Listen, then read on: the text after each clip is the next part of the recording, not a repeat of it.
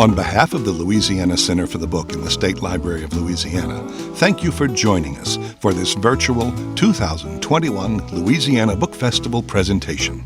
This program is Tearing Down the Lost Cause, the Removal of New Orleans Confederate Statues by James Gill and Howard Hunter. Howard Hunter is a native of New Orleans and a history teacher for 38 years. He has published articles on New Orleans and the Civil War for both academic and general audiences. He is past president of the Louisiana Historical Society. Tearing Down the Lost Cause with co-author James Gill is his first book. James Gill is a writer and columnist who worked for the Times-Picayune in New Orleans, Louisiana, before joining the staff of The Advocate.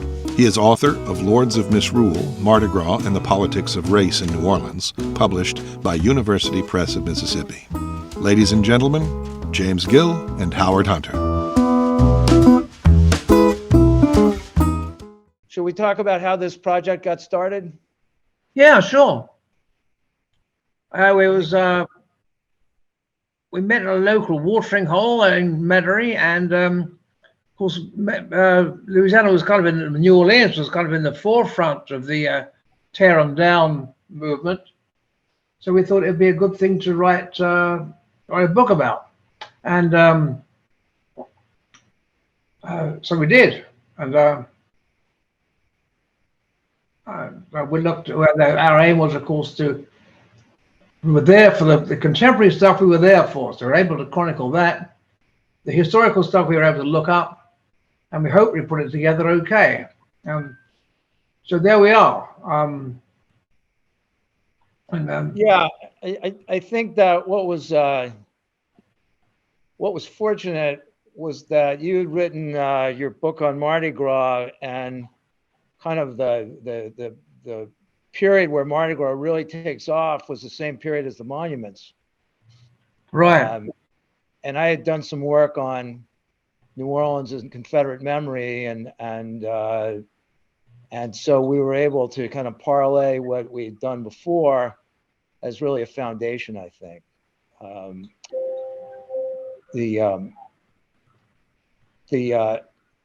If we go back to 2017, I guess that's when we started it.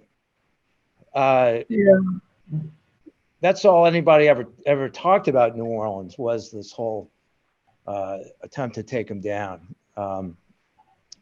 And well, I think we have to conclude in the end that the taken down faction had right on its side. On the other hand, passions did run high on both sides. So we wanted to examine why the people felt so strongly about it on either side. And that was our intention. And I hope it worked. Yeah, I hope so too. I think the bereavement of the South losing 20% of their manhood of military age, I think made the lost cause a very difficult subject to work your way through, to kind of see through the myth. And I think the problem with New Orleans is you have two myths. One was the lost cause itself. Because of the bereavement, people had to believe they were fighting for a just cause, and the war was about states' rights and not about slavery, and the South was never really beaten, but simply overwhelmed, and that the Southern patriots were ultimately American patriots. So we have that to contend with, and then the fact that New Orleans was not much of a Southern city, a Southern city, not much of a Confederate city. It was really divided over secession. Only a minority of the citizenry voted for secession.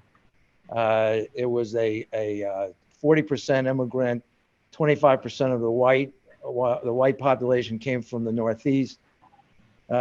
So it was not like other Southern cities. Of course, you did have the slave markets, the horrible, brutal slave market that catered to the rural areas in Mississippi and Louisiana and in Texas. But we came to the Confederate Party late. I think, it's only after the war that we came to embrace the Confederate cause and identify with it. right. And of course, a lot of those arguments are pretty bogus. I mean, I think there's no question that right is on the side of the take 'em down faction. On the other hand, as you say, there's this institutional family memory of all this bereavement, huge bereavement. So people are reluctant to believe they fought for nothing when so many of their forebears suffered and died. And of course, after the war, they suffered lots of privations as well. So, and I think the other thing is, of course, there is this part of the myth is that this antebellum South was a superior civilization.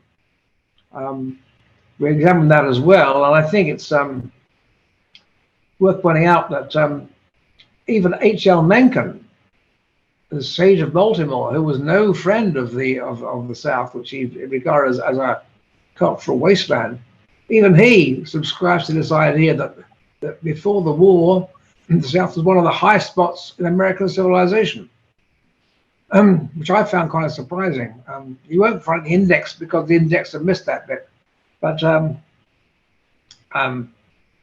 we got back to the twin, whether it's a myth or not, I think it probably was to a large extent. But the idea that it was a brave and honorable and even patriotic battle on behalf of the Confederate States. And of course the bereavement and so and there's all this idea that we were defending not just our hearth and home, but a superior Southern civilization. I'm not sure how valid that is, but as I say, Mencken, who was no fan of the regarded the South as a cultural wasteland, even he is subscribed to that idea. But so it's more complicated than it seems. I think we have to say on principle, the take 'em down group had right on their side. But there's understand.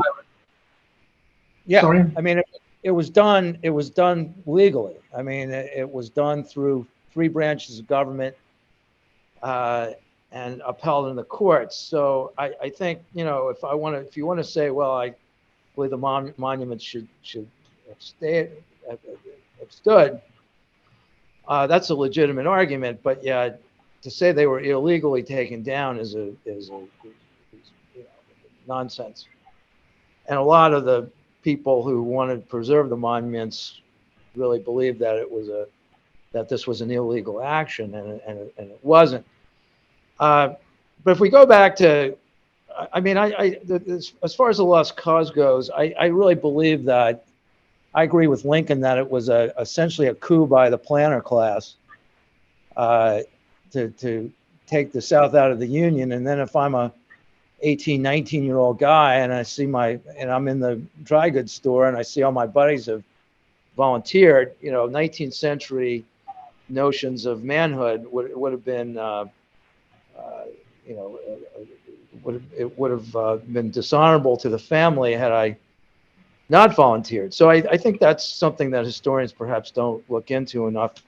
And then the fact that New Orleans was made a Confederate city by the elites, by the same kind of people who brought the South out of the Union. So I think there's a similar strain there. Well, so this idea that the Southern cause was a patriotic American one, which of course flies in the face of the fact that it was a rebellion against the leaders of the government. But that was firmly believed at the time when all the speeches they gave when they unveiled those monuments, they all made it clear that they were patriots, American patriots, and Southern loyalists, and they saw no contradiction in the two. And of course, that somewhat perverse notion has been carried over by the latter day crowd. So yeah, and I think the it was the the Comus crowd, the group in New Orleans that really controlled the culture, and the United Daughters of the Confederacy and first the Ladies Confederate Memorial Association, and then the United Daughters of the Confederacy that were really that really pushed these monuments because they wanted to believe that their fathers, their husbands, their brothers fought and perhaps even died for a good cause, just cause. So, but it's important to note that that the women of these organizations were of the urban elite, and they were part of this movement to create a Confederate civic religion in New Orleans. well, the myth, in other words. I mean, it's been carefully, meticulously cultivated since the end of the war, and that took a great hold on the imagination of people. Although obviously you couldn't, it was impossible to believe that the cause for which so many people fought and died was not a noble one. And so, and the various speeches given when they unveiled the monuments made it quite clear that they conflated these Southern cause with American patriotism, which of course they are in fact obviously contradictory. But I mean, that's the reason that passions had to run high, and the flaws in the Southern theory were not apparent, and were not even apparent in modern times to the people who were fighting so hard to keep them up. That didn't get very far, of course. I mean, they lost in the courts, but they did go to court, and they believed implicitly that they had their cause was just, and that they were on the side of justice and reason. I don't think any objective observer could believe that. Right. But right. Well, that's why what we were trying to do was to examine exactly why passions run so high on both sides, and the answer in the pro-Confederate faction is that there was a certain amount of le jeu de main, so a certain amount of pretense.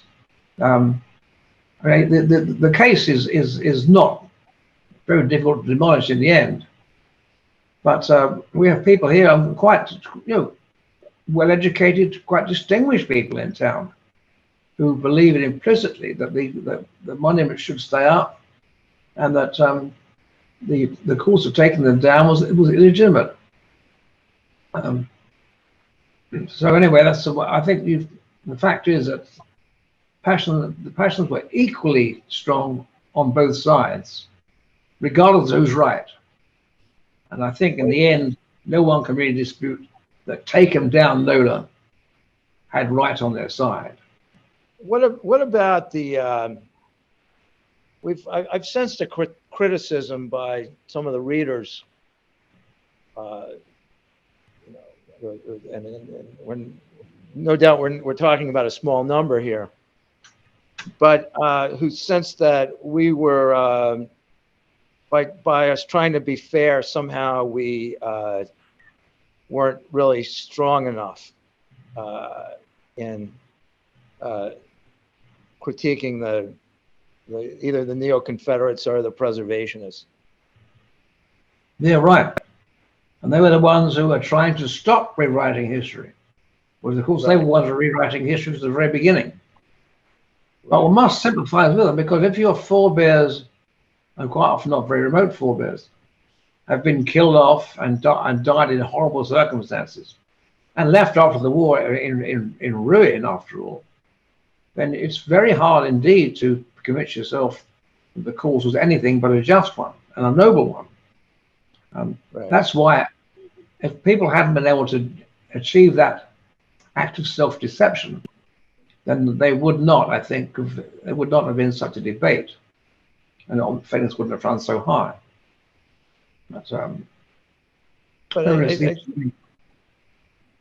yeah, I mean, I still haven't solved the riddle of how New Orleans came to rival Richmond as the center of the lost cause, as the Southern Troy, if you will. All of a sudden, by 1880, New Orleans was like front and center with the lost cause, when in fact it was incredibly divided during the Civil War. It was never. It was Confederate light at best, a term I don't particularly like, but I think it may serve.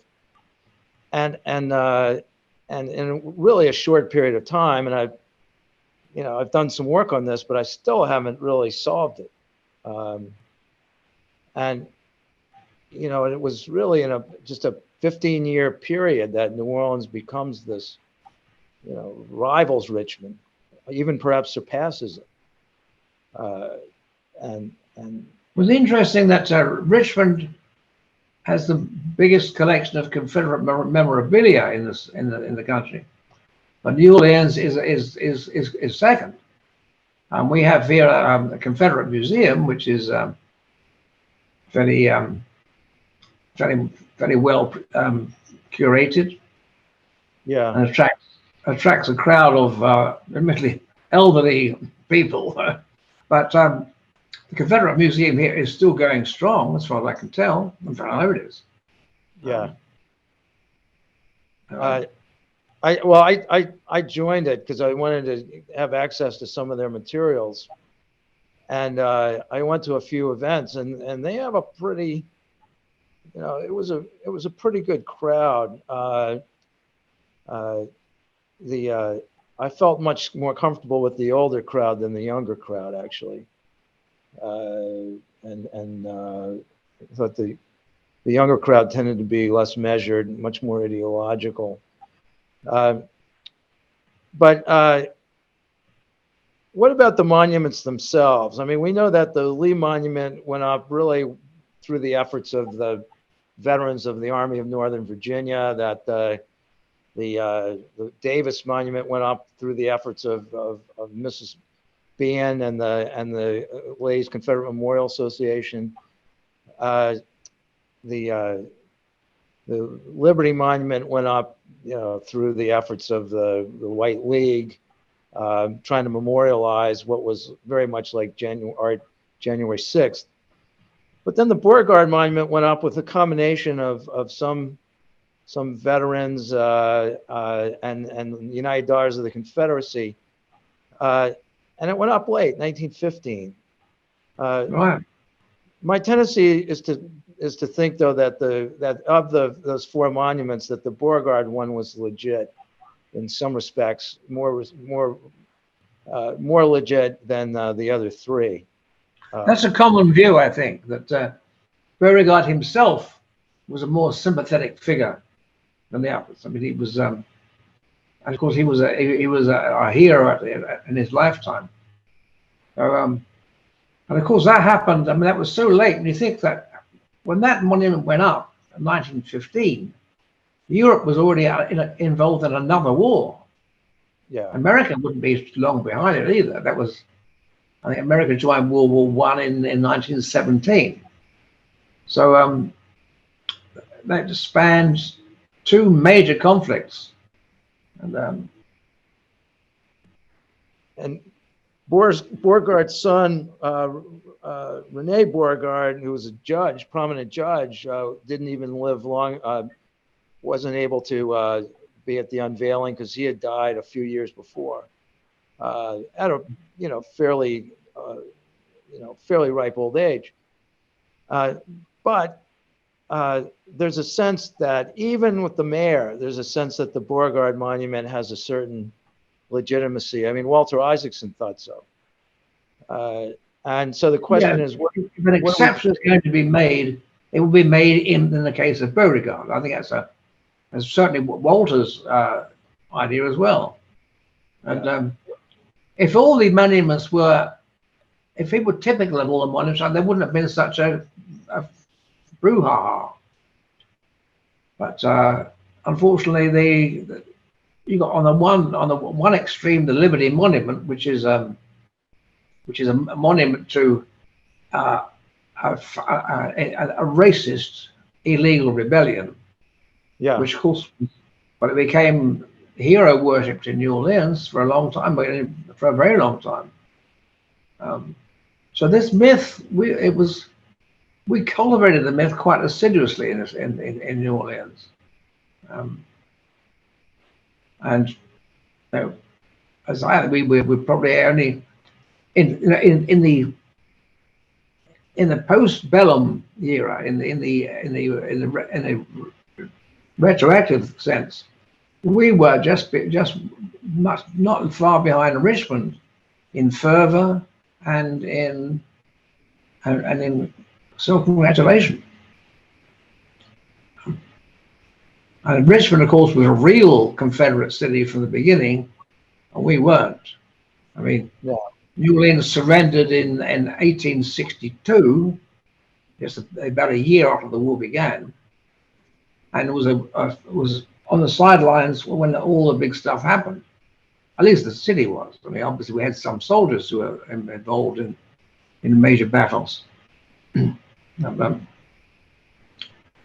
So it makes sense that passions would run high, and also that people on both sides would regard themselves as absolutely in the right. It's fairly obvious that Take Them Down could do that, but the people who wanted to keep the statues up really believed that they were quote preserving history, whereas of course they were distorting it, and they believed their cause was as just as the Southern cause was in the Civil War. Well, I think the fact that all of these, because New Orleans was unscathed, relatively speaking, that you have all these Confederate veterans moving in, which we argue was really the fourth migration of Anglo Protestants into the city,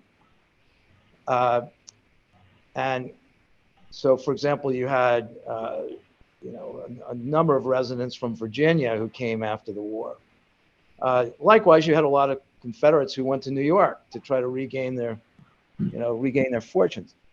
So there was a lot of mobility after the war, and I think the demographic change in New Orleans was at least partially responsible for the lost cause myth. I have to believe that. Mm-hmm. As well as the monuments. But I think the elites,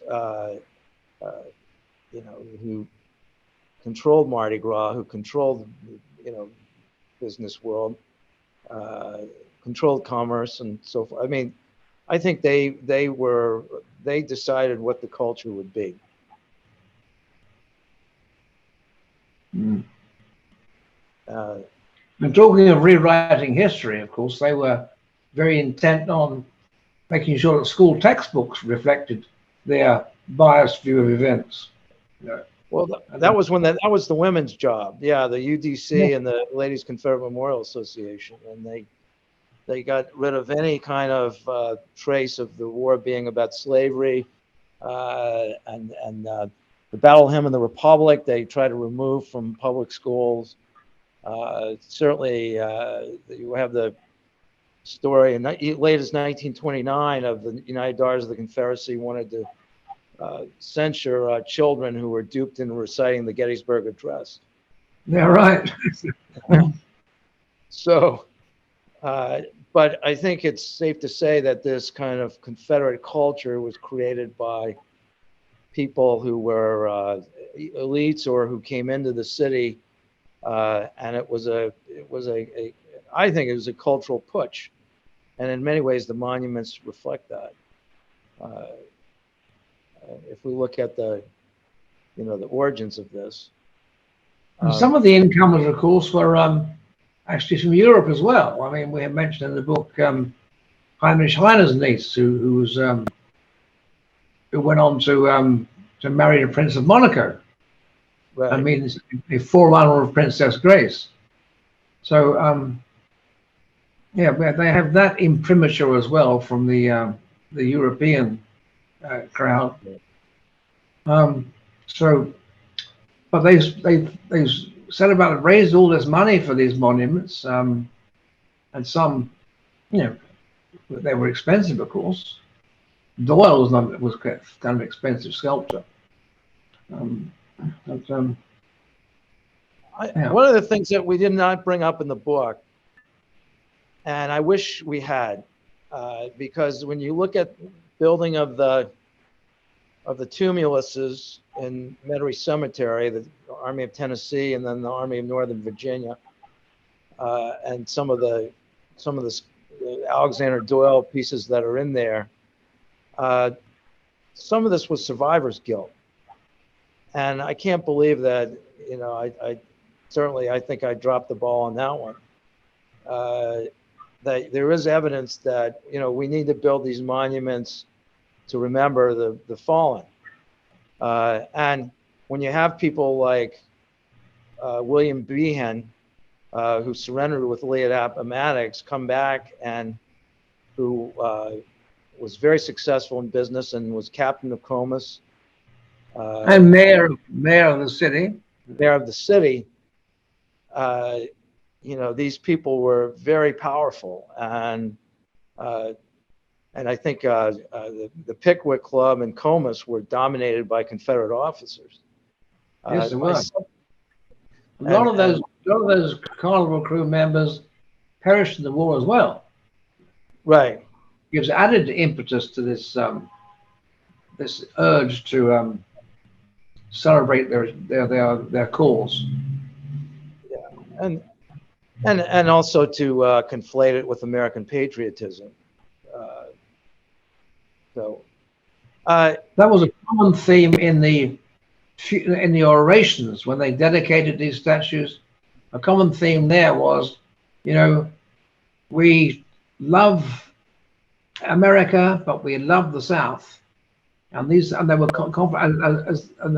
those notions are in a sense contradictory, of course. Yeah. But either they didn't see it, or they affected not to see it.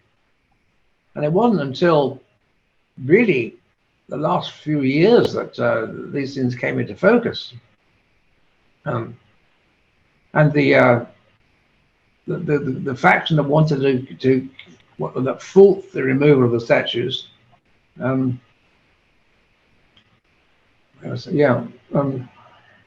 Sorry, I'm a bit woozy to that.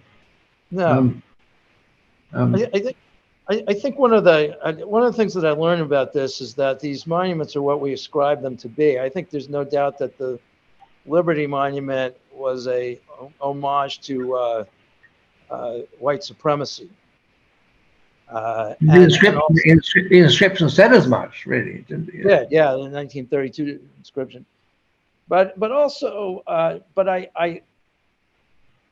think perhaps for example, the Lee Monument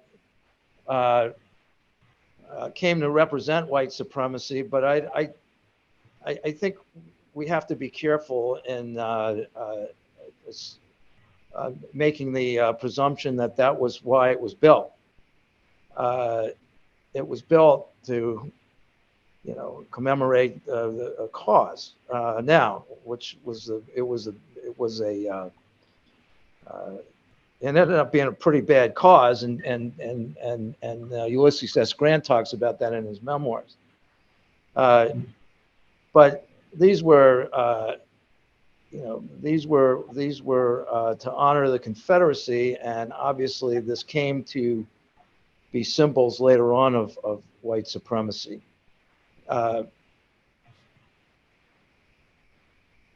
But perhaps that's because white supremacy was assumed at that time they were built.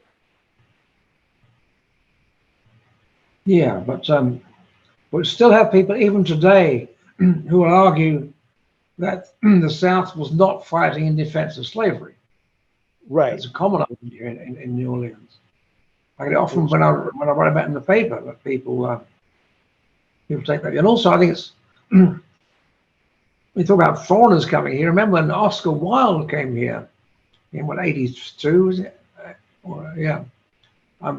He said the person he most wanted to meet in America was Jefferson Davis. Right. And because the principles of which the South fought would never die.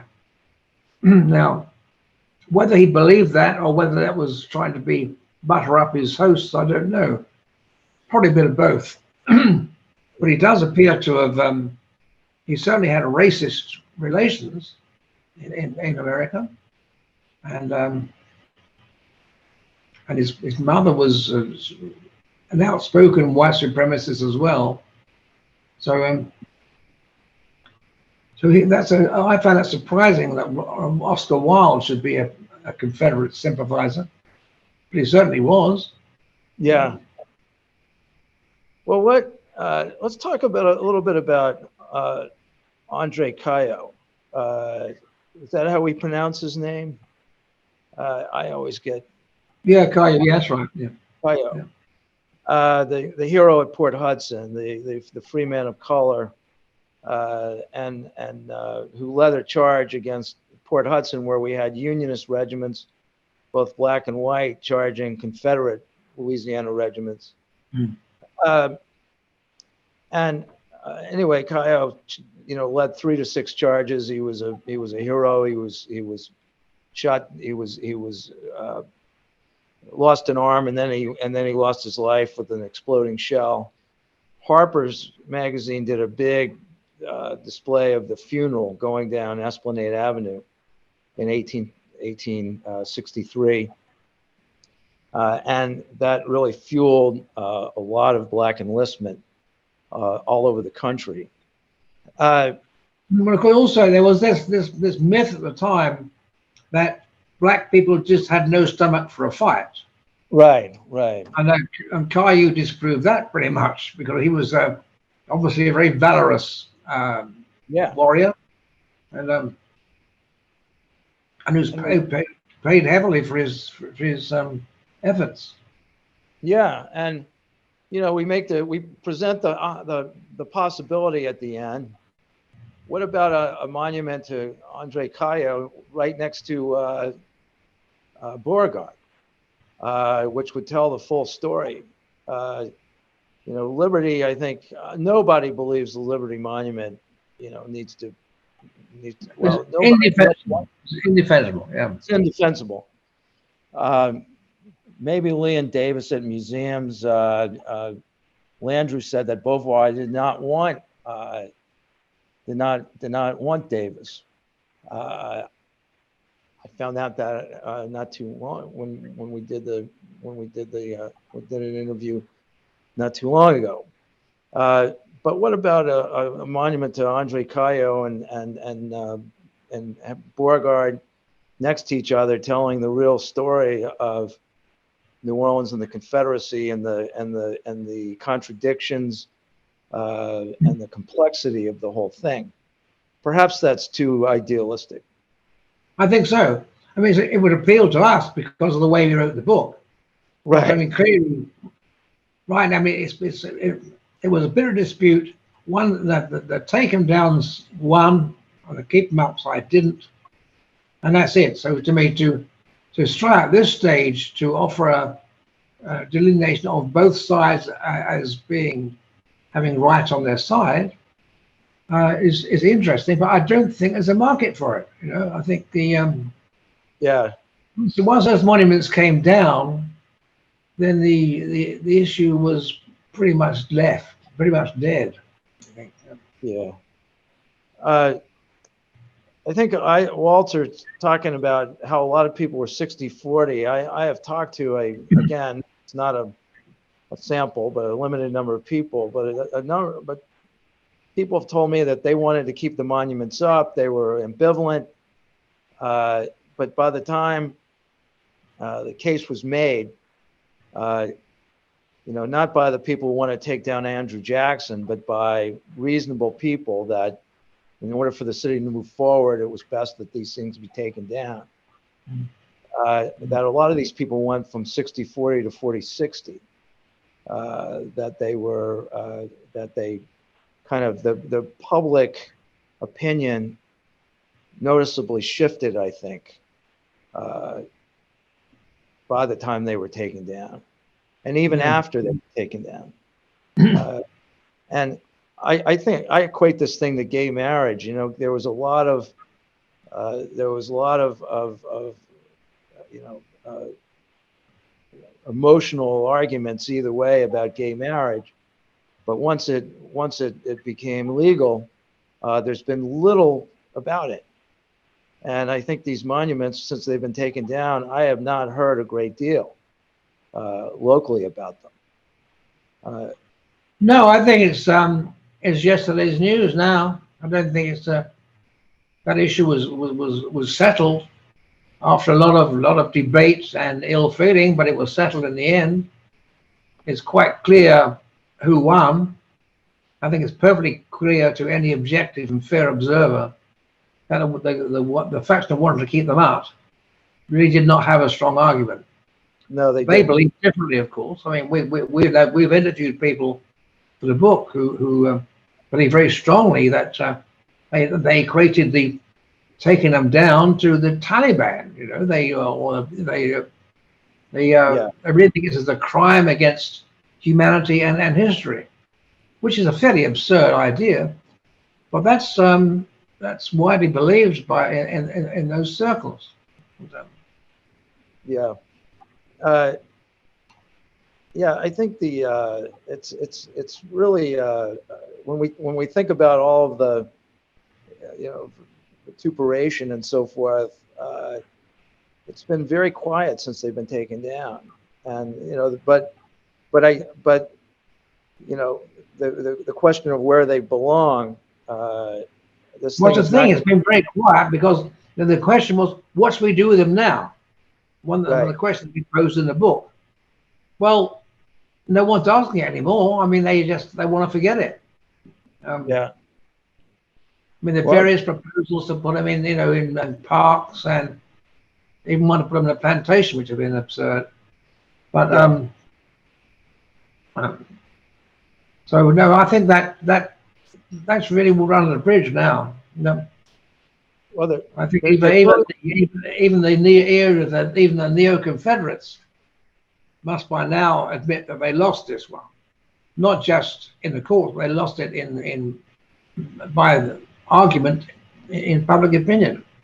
Yeah, I think most people came down to the view, well expressed by Mayor Landrieu, that these things had to come down to restore a sense of fairness and historical accuracy to New Orleans.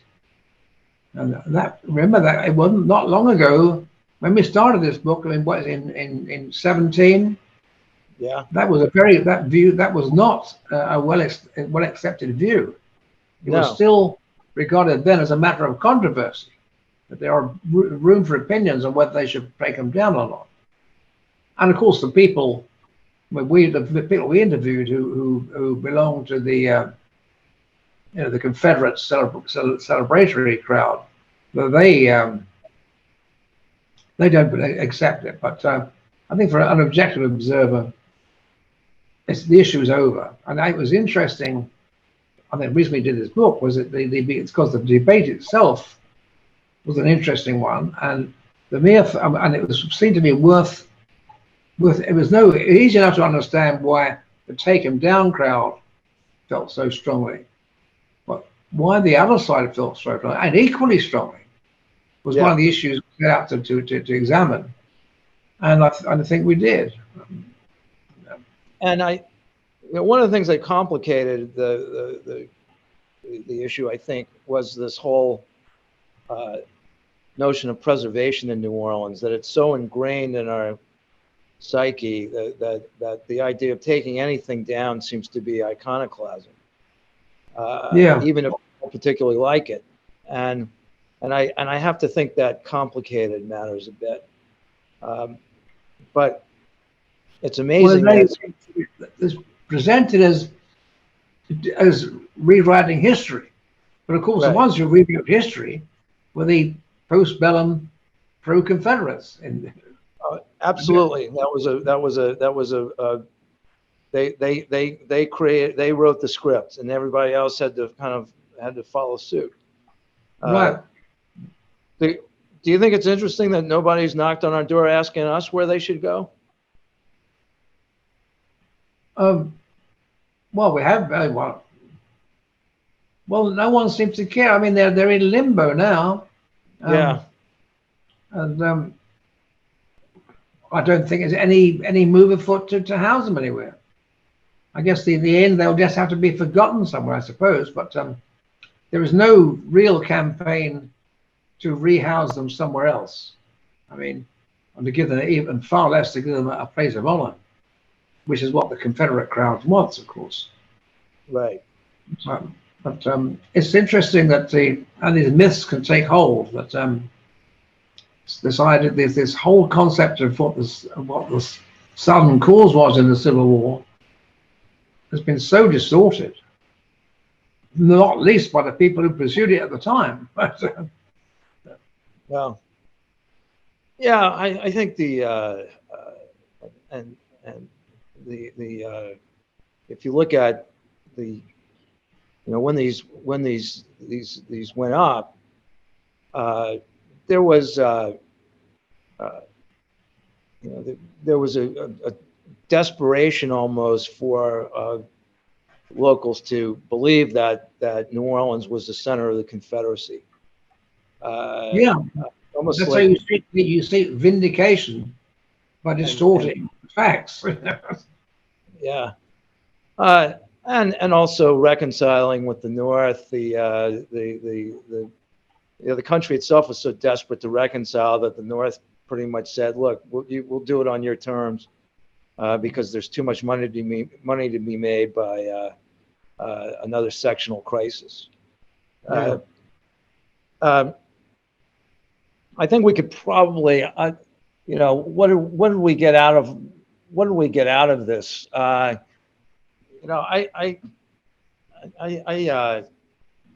It took me a long time to come to the conclusion. I've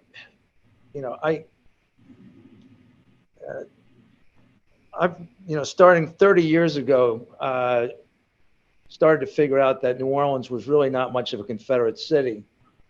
But it took me a long time to get to the place where I thought it would be okay to remove the monuments. And I think ultimately what kind of shifted my thinking was that this whole notion of public space is a fluid question. And citizens have the right to make that determination. And that's what, I got out of this project, I think. We better start thinking, wrapping this up. We've been going now for almost 3/4 of an hour. I mean, yeah. So I don't think of anything else I want to say. What about you? No, I'm good.